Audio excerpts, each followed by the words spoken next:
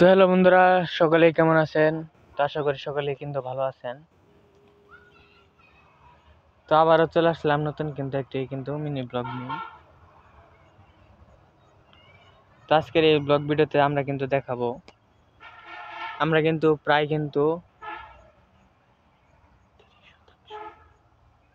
30% জমিনের উপরে আমরা লাউ চাষাবাদ করেছি।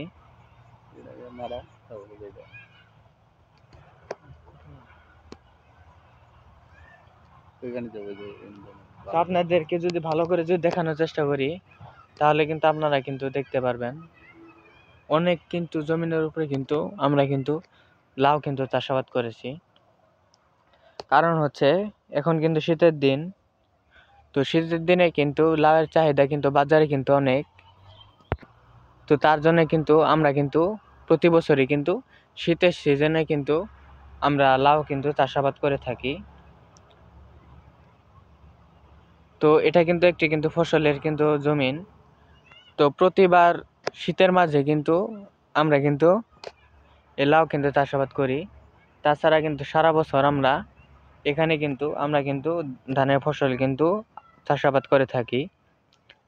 তা আপনাদেরকে দেখানোর চেষ্টা করব যে আমাদের ফসলটি কত বড় এবং আমরা কিভাবে এগুলা চাষাবাদ করি, এবং আমরা লাউগুলো কত টাকা করে বিক্রয় করে থাকি, তা আজকের এই ব্লগ ভিডিওতে বলবো। তা আশা করি সকলে ব্লগ ভিডিওটি দেখবেন। সামনে দেখতে পাচ্ছেন অনেক বড় একটি লাউয়ের ক্ষেত রয়েছে। তো আমরা লাউ পাইকারি এবং খুচরাও সেল দিয়ে থাকি।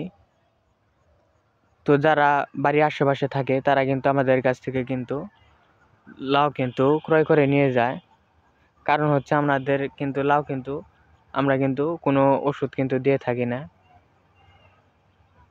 আমাদের ভালো লাউ, তার জন্য আমাদের কাছ থেকে এই লাউগুলো তারা ক্রয় করে নিয়ে যায়।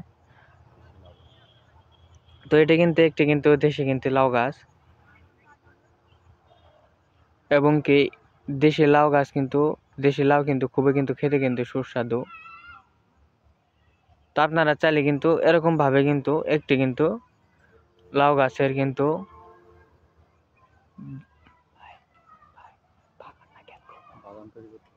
বাগান তৈরি করতে পারেন। তো আপনারা যদি শীতের সিজনে লাউ গাছের বাগান তৈরি করেন, তাহলে আরো বেশি লাভ হবে। কারণ হচ্ছে শীতের দিনে লাউয়ের চাহিদা অনেক বেশি থাকে। তো এটা খুবই কম খরচে ভালো একটি ব্যবসা। আপনারা চাইলে এই ব্যবসাটি শুরু করতে পারেন। তো আমার এই ব্লগ ভিডিওটি আপনাদের কাছে কেমন লেগেছে তা অবশ্যই কমেন্টে বলে যাবেন। তো আবারও দেখা হবে নতুন কোনো ব্লগ ভিডিওতে। আসসালামু আলাইকুম।